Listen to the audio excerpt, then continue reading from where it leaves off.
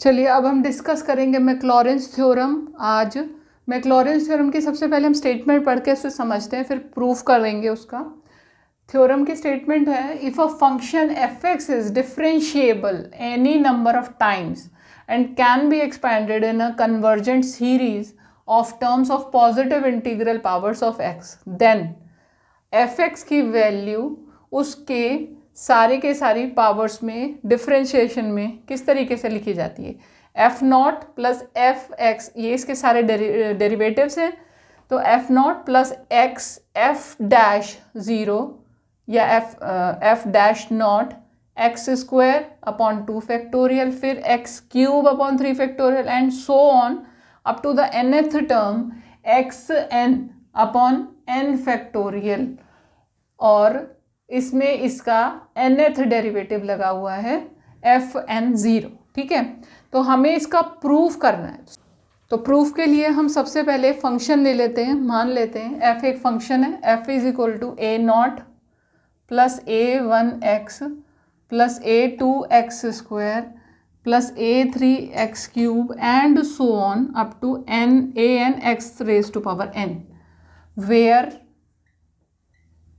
जितने भी कोफिशिएंट्स हैं A naught A one A three sorry A two A three and up to A N are to be found, यानी कि हमें इनकी वैल्यू फाइंड आउट करनी है। ठीक है, जो कि फिर हम इसमें पुट करेंगे। तो सबसे पहले हम इसे डिफरेंशिएट करते हैं। ठीक है, डिफरेंशिएटिंग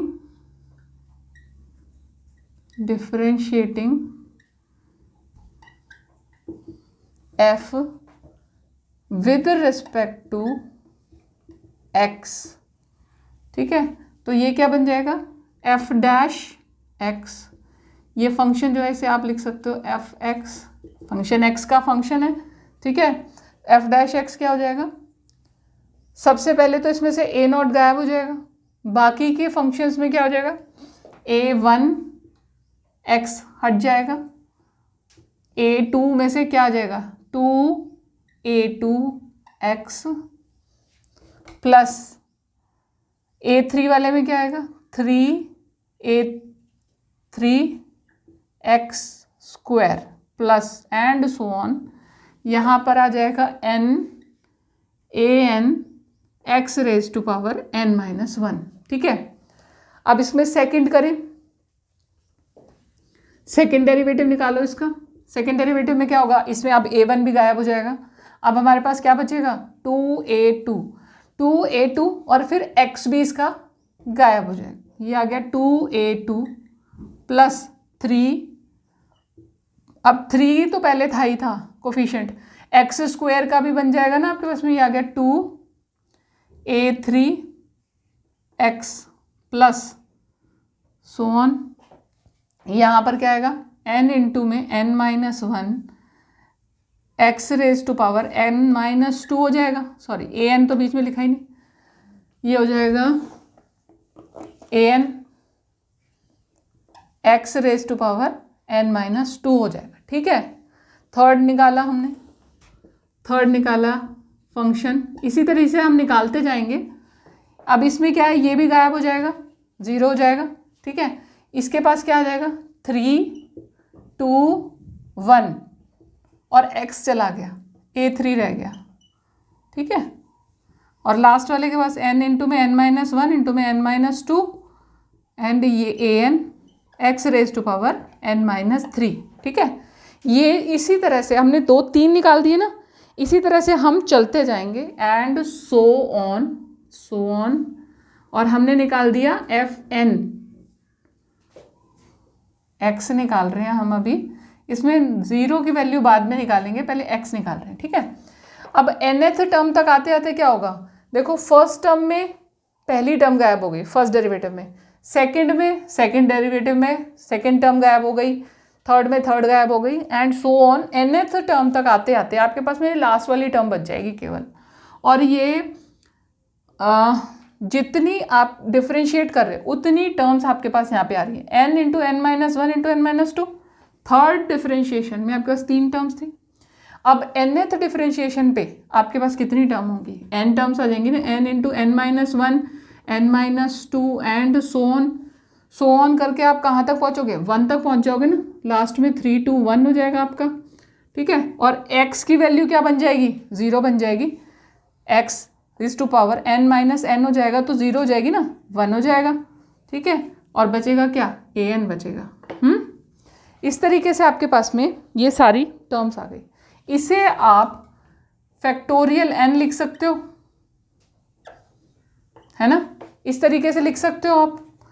अब अगर हमें, क्योंकि हमें जो मैक्लॉरेंस थ्योरम में जो इक्वेशन है वो बनाने के लिए एफ नॉट की वैल्यू चाहिए, सारे डेरिवेटिव जितने भी हैं उन सब की एफ नॉट की वैल्यू चाहिए, 0 पर उनकी क्या वैल्यू है वो चाहिए। तो हम ऐसा करेंगे कि जितने भी हमारे पास डिफरेंशिएशन हमने निकाले हैं, हमने जहाँ जहाँ डिफरेंशिएट किया सब में x की वैल्यू 0 पुट कर देंगे। तो सबसे पहले ये है हमारे पास, ये जो हमने निकाला था, ठीक है ना, इसकी वैल्यू क्या हो जाएगी, इसमें देखो सब में x, जिसमें जिस टर्म में x है वो तो 0 होना ही होना है। तो जिसमें जो टर्म x से फ्री है केवल वही बचेगी। तो f डैश x में वैल्यू क्या आ गई, a1, ठीक है, a1 आ गई। अब सेकंड क्या है आपके पास में, सेकंड है ये, सेकंड ये वाली है, इसमें स्टार्टिंग क्या है 2a, 2 से स्टार्ट है आपका, इसके पास x नहीं है, बाकी सबके पास x है। तो अगर आप उसमें x रखोगे, x की जगह 0 रखोगे तो आपको क्या मिलेगा, 2a2 मिलेगा, ठीक है। अब थर्ड टर्म में क्या है, थर्ड टर्म में ये हमारी फर्स्ट टर्म है 3 2 1 इंटू में a3, और बाकी की टर्म्स उसके आगे जितनी भी टर्म्स आनी थी सब में x आना था, तो सारी टर्म्स हो गई 0। सिर्फ हमारे पास में ये बची f3 dash 0 is equal to 3 into 2 into 1 a3। इसे हम 3 का फैक्टोरियल भी लिख सकते हैं, 3 to 1 को हम सीधा लिख देंगे यहाँ पे ये, ठीक है। इसी तरह से आप nth टर्म तक पहुँच चुके हो, nth टर्म भी हमने निकाल ली थी। अब हम जितने भी ये कोफिशिएंट्स हैं, क्योंकि हमने स्टार्टिंग में लिख दिया था कि हमें इनकी वैल्यू फाइंड आउट करनी है, और वो जो वैल्यू हम निकालेंगे उसको हम इक्वेशन में पुट करेंगे, ठीक है। तो जो a नॉट ये f a1 a2 a3 and so on जो भी आया है, ये सब हम इनकी वैल्यूज़ फाइंड आउट कर लेते हैं। तो जो सबसे पहले वाला था ये था ना हमारे पास, इसमें से a1 की वैल्यू तो एज इट इज़ आ गई आपके पास में। दूसरा है a2 में ये सेकंड डेरिवेटिव है, a2 की वैल्यू आपको यहाँ से क्या मिलेगी, नीचे लिख लेते हैं। यहाँ पर a1 की वैल्यू तो क्या है आपके पास में, a1 इज इक्वल टू क्या है, first derivative of F not, ठीक है। फिर है a2 की वैल्यू क्या है, यहाँ पर हमने देखा second derivative of 0, second derivative at 0, at the point 0 where x की वैल्यू 0 है, उसकी वैल्यू आपके पास क्या है 2a2। तो ये 2 जो है ना हम इसके नीचे ट्रांसफ़र कर देते हैं, ये आ गया आपके पास में सेकेंड डेरिवेटिव अपॉन 2 आ गया, ठीक है। अब जो 2 है ना, 2 को हम 2 इंटू 1 भी लिख दें तो क्या फ़र्क पड़ता है, तो इसे हम 2 इंटू 1 लिखने की बजाय हम इसे 2 फैक्टोरियल की तरह लिख देते हैं। फिर है a3 हमने यहाँ पर निकाला, a3 की क्या वैल्यू है, third derivative at the value at x is equal to 0। तो ये आ गया हमारे पास में, ये 3 इसके नीचे ट्रांसफ़र हो गया, ये आ गया 3 फैक्टोरियल एंड सो ऑन। आप आखिर में पहुँचोगे an पे, तो उसमें क्या है nth डेरिवेटिव 0 वाला, और उसके नीचे आ गया n फैक्टोरियल जो यहाँ पे हमने निकाला था। अब ये जितनी भी वैल्यूज़ आपके पास आई हैं, इन सारी की सारी वैल्यूज़ को हम इस इक्वेशन में पुट करेंगे। जब हम इसमें पुट करेंगे तो हमारे पास क्या आ जाएगा, यही इक्वेशन आ जाएगी। अब हम लिख कर देखते हैं, ये हमारी इक्वेशन है, ये लिखी हमने f(x) is equal to a not, okay. a not तो आपका क्या होगा, when f is equal to 0 होगा, तो जब simple f is equal to 0 होगा, अगर हम f में direct x is equal to 0 put कर दें तो बाकी की तो सारी वैल्यू 0 हो गई ना, तो इसकी वैल्यू क्या आई थी आपके पास में, a नॉट आई थी, ठीक है। तो आपके पास में पहली टर्म ए नॉट की वैल्यू क्या बनी, F not plus A one x, A one की वैल्यू क्या है आपके पास में, एफ डैश नॉट, यानी कि फर्स्ट डेरिवेटिव एट 0 इनटू में एक्स। ठीक है, अब एक्स को हाँ एक्स ही लिख दो, प्लस दूसरी वैल्यू क्या है आपके पास में, A two X square. A two की वैल्यू क्या है हमारे पास, ये है, तो वो भी लिख दी हमने, F two dash 0 upon 2 factorial into में एक्स स्क्वायर, है ना। थर्ड भी लिख दी इसी तरह से similarly, F three dash 0 upon 3 factorial into में X cube and so on. nth term आ गई आपके पास में, क्या आई, ये आ गई F nth derivative at 0 upon n factorial x is to power n। ठीक है, ये आ गया। अब इसे आप शफल कर लो तो इसी तरीके से आप इसको लिख सकते हो, f not plus x F dash 0 plus x square upon 2 factorial f 2 dash 0 plus x cube upon 3 factorial f 3 dash 0 and so on plus F x is raise to power n upon n factorial nth derivative of at 0। ये आपकी equation यहाँ पर दी गई थी मैक्लॉरेंस theorem की, यही equation थी। ये मैक्लॉरेंस से रिलेटेड एक एग्जाम्पल है। क्वेश्चन आपको गिवन है कि F x is equal to log of 1 plus sine X. इसे आपने with the help of Maclaurin's theorem expand करना है उस मैक्लॉरेंस एक्सपेंशन से की मदद से। अब सबसे पहली बात यह है कि आपकी मैक्लॉरेंस थ्योरम क्या कहती है, उस थ्योरम के अकॉर्डिंग जो एक्सपेंशन है वो क्या होती है, f x is equal to f 0 plus x F dash 0 plus x square upon 2 factorial f 2 dash 0 and so on. nth में लेंगे आप upon n factorial x raise to power n upon n factorial और nth differential at the rate at x is equal to 0। ठीक है, अब इसके लिए क्या हम टर्म बाय टर्म इनकी वैल्यूज फाइंड आउट करेंगे। तो एफ एक्स हमारे पास क्या है, log 1 प्लस साइन एक्स है। ठीक है, तो सबसे पहले f0, पहली टर्म हमारे पास क्या है f0। f0 के लिए log 1 sine x is equal to 0 हो जाएगा। अगर हम वैल्यूज में पुट करते हैं तो ये क्या हो जाएगा, साइन 0 0 हो जाएगा। साइन 0 0 का मतलब क्या हुआ, साइन 0 0 तो log 1 आ गया, और log 1 क्या होता है, इसकी वैल्यू भी 0 होती है। नेक्स्ट है आपके पास में f2 डैश 0, f2 डैश 0 यानी कि इसका डिफरेंशिएशन, सॉरी f डैश 0 यानी कि इसका डिफरेंशिएशन log का डिफरेंशिएशन क्या होगा, 1 अपॉन एक्स होता है, log x यानी 1 अपॉन एक्स, तो ये हो गया 1 upon 1 plus sine x into में कॉस एक्स। ठीक है, कॉस एक्स को हम साइन एक्स में कन्वर्ट कर लेंगे, ये हो गया पाई बाय 2 प्लस एक्स। ठीक है, प्लस 1 प्लस साइन एक्स को भी हम उसमें कन्वर्ट कर सकते हैं। अब यहाँ पर साइन को कॉस में और कॉस को साइन में कन्वर्ट किया हमने, sine pi by 2 plus x कर दिया। ठीक है, इसके लिए अगर हम चाहें तो इसमें हम 2 को ऐड कर दें और 2 को मल्टीप्लाई कर दें और 2 को ही से ही डिवाइड कर दें, तो हमारे पास ये क्या बन जाएगा, angle 2 pi by 4 plus x by 2 हो जाएगा ना।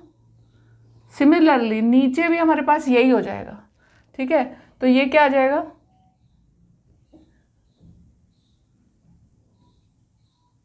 ये हो जाएगा हमारे पास में 2 साइन 2x बन जाएगा ये। ठीक है, ये इसको हम इस तरीके से लिख सकते हैं। सिमिलरली कॉस के लिए भी हम यही काम कर सकते हैं, पाई बाय 2 माइनस एक्स है। ठीक है, ये आ गया हमारे पास में cos 2 pi by 4 minus x. ठीक है, ये जो आया अब इसमें हम cos 2x 1 plus cos 2x और यहाँ पर हमारे पास है साइन 2x, इसमें हम अपने ट्रिग्नोमेट्रिक फॉर्मूला लगा देंगे और उससे हमें क्या मिलेगा, साइन 2x से क्या बन जाएगा, 2 साइन एक्स कॉस एक्स बन जाएगा, 2 साइन एक्स कॉस एक्स बन जाएगा, और ये क्या बन जाएगा, 1 प्लस कॉस 2x से क्या बन जाएगा, cos 2 कॉस स्क्वायर एक्स बन जाएगा। तो ये आ गया हमारे पास में 2 sin x, x कितना है π/4 plus x/2 whole upon, plus नहीं ये माइनस है, ठीक है, ये हो गया हमारे पास, और ये हो गया 1 प्लस cos 2π/4 था ना, तो इससे हमारे पास क्या बन जाएगा 2 cos स्क्वायर, ये तो हो गया cos π/4 माइनस x/2, और नीचे आ गया cos π/4 माइनस x/2, नीचे cos स्क्वायर आ गया, ऊपर साइन cos, दोनों चीज़ें आ गई, तो 2 से तो 2 कैंसिल हो गया और cos से cos कैंसिल हो गया, तो हमारे पास क्या बचा sin π/4 minus x/2 upon cos π/4 minus x/2, यानी कि 10 π/4 माइनस x/2, ठीक है। अब इसमें हमें क्या करना है, हमें क्योंकि 0 पे वैल्यू चाहिए ना, तो x की वैल्यू 0 रखेंगे हम, तो ये हमारे पास क्या आ जाएगा 10 π/4, और 10 π/4 की वैल्यू क्या होती है 10 π/4 होगा हमारे पास में, और ये कौन सा हमारे पास में ये π/4 माइनस x/2 है ना, तो इसकी वैल्यू हमारे पास क्या आ जाएगी, ये आ जाएगी हमारे पास में -1, ठीक है, 1 10 π/4 इज इक्वल टू आ जाएगी हमारे पास में 1। उसके बाद अब सेकंड डिफरेंशिएशन निकाला, सेकंड डिफरेंशिएशन किसका निकालेंगे 10 π/4 माइनस x/2 का, तो 10x इज इक्वल टू क्या आता है, डिफरेंशिएशन होता है हमारे पास में sec स्क्वायर x, तो sec स्क्वायर x हो गया, sec स्क्वायर π/4 माइनस x/2 हो गया, ठीक है, और साथ में x का डिफरेंशिएशन, अगर हम इसे पूरा x माने या थीटा माने, तो इसका पूरे का डिफरेंशिएशन, तो हमारे पास इसका क्या डिफरेंशिएशन आ जाएगा -1/2, π/4 तो कांस्टेंट है, तो माइनस x/2 का क्या आया हमारे पास में -1/2, ठीक है, तो ये आ गया हमारे पास में -1/2 sec स्क्वायर π/4 माइनस x/2, ठीक है। अब इसमें हम x इक्वल टू 0 पुट करेंगे, x इक्वल टू 0 पुट करने से क्या होगा, ये फिर sec π/4 हो जाएगा, और माइनस में आपके पास में 1/2 पहले से है, तो आपके पास आंसर क्या आ जाएगा इसका, ये आ गया आपके पास में -1/2, और sec π/4 निकालने का तरीका मैंने अपने पाम ट्रिक में पहले भी डिस्कस किया था, कि जिस तरीके से आपके पास में आपके पाम में आप यहाँ से साइन और यहाँ से कॉस काउंट करते हैं, उसी तरह से sec के लिए भी यही होता है, आपने जैसे कॉस के लिए काउंट करेंगे तो आप इधर से काउंट करेंगे, ठीक है। अब हमारे पास क्या है cos π/4 के लिए हमारे पास होती है ये वाली फिंगर, तो 1 2, तो ये हमारे पास में क्या आ जाएगा 1 अपॉन स्क्वायर रूट ऑफ 2 आ जाएगा sec π/4 की वैल्यू, ठीक है। जब हमने x is equal to 0 put कर दिया, तो sec स्क्वायर π/4 क्या हो जाएगा 2 हो जाएगा, यानी कि 2/1 हो जाएगा, ठीक है। तो 2 से 2 कैंसिल हो गया, तो आ गया -1 आ गया आपके पास में, तो ये आ गई एक वैल्यू ये आ गई आपके पास में, और एक वैल्यू ये आ गई, ठीक है। f0 f'0 f2' आपके पास में आ गई। अब इसके बाद में तीसरी वैल्यू भी निकाल लें, अगर हम तीसरी वैल्यू भी निकाल लेते हैं तो हमारे पास क्या आएगा sec स्क्वायर π/4 को जब हम डिफ्रेंशिएट करेंगे तो क्या आएगा -1/2, तो हमारे पास कांस्टेंट था, ये हमने एज इट इज रख दिया, तो ये हो गया 2 sec π/4 माइनस x/2 इनटू में, अब sec का क्या होता है, ये क्या होगा हमारे पास में सक्सेसिव डिफ्रेंशिएशन से होगा, ये हो गया हमारे पास में sec π/4 माइनस x/2, तो ये हो गया हमारे पास में sec π/4, sec x 10x होता है ना, sec का डिफ्रेंशिएशन क्या होगा sec x 10x होता है, तो ये हमारे पास में टोटल आ गया, ठीक है। अब ये x माइनस ये हमने किया sec x 10x, ठीक है, और π/4 माइनस x/2 की वैल्यू को भी तो करेंगे, तो हमने इसको भी कर दिया, और इसका आ गया हमारे पास में -1/2, ठीक है। अभी तक तो हमने हमारे ये 2 और 2 कैंसिल हो गया, अब माइनस का साइन माइनस से कैंसिल हो गया, sec x और sec x, इसकी sec π/x is equal to 0 put करेंगे तो sec π/4 हो गया √2, ये भी हो गया √2, ठीक है। 10 कितना हो गया 1/1 कर लो, और ये दूसरा हमारे पास में लास्ट में क्या है 1/2 है, इन सबको कैंसिल कर दोगे तो आपके पास में आंसर क्या आ गया 1। अब हमने सारी वैल्यूज़ निकाल ली, F0 कितना आया था हमारे पास में 0, F'0 कितना आया था 1, F2'0 कितना आया था -1, F3'0 आया था हमारे पास में +1। ठीक है, इस तरीके से ये वैल्यूज़ हमारे पास आ गई। अब इन वैल्यूज़ को हमने केवल मैक्लॉरेंस सीरीज़ में एक्सपेंशन में पुट करना है और हमारा आंसर आ जाएगा। एक्सपेंशन क्या है? एक्सपेंशन है fx = f0 plus x f'0 plus x² factorial f2'0 plus x³ factorial upon f third derivation का 0। ठीक है, इज इक्वल टू f0 की जगह क्या आ जाएगा 0 प्लस x इंटू में f'0 कितना आ गया 1 प्लस x² फैक्टोरियल f2'0 कितना है -1 प्लस x³ फैक्टोरियल आ गया। इसकी वैल्यू कितनी है 1 एंड सो ऑन। इस तरह से आपकी वो चलती रहेगी एक्सपेंशन। तो आंसर आया आपके पास में x plus x² factorial minus x³ factorial and so on. ठीक है, ये आपका आंसर आ गया। अगर आप इस फैक्टोरियल को भी खोल दो तो 2 का 2 ही आ जाएगा, 3 फैक्टोरियल खोलोगे तो 3 2 6 हो जाएगा। इसको अगर हम हटा दें तो यहाँ पे हम 3 2 6 लिख दें, ऐसा भी कर सकते हैं और हम इसे फैक्टोरियल भी लिख सकते हैं। तो ये आपका हो गया मैक्लॉरेंस थ्योरम का एक एग्जाम्पल। आई होप आपको मैक्लॉरेंस थ्योरम अच्छे से समझ में आ गई होगी। अगर आप मेरे इसी तरह की वीडियोस को देखना पसंद करते हैं तो आप मेरे चैनल को सब्सक्राइब ज़रूर करें, बेल का बटन दबाएं ताकि जब भी मैं वीडियोस अपलोड करूं आपके पास नोटिफिकेशन पहुंच जाए।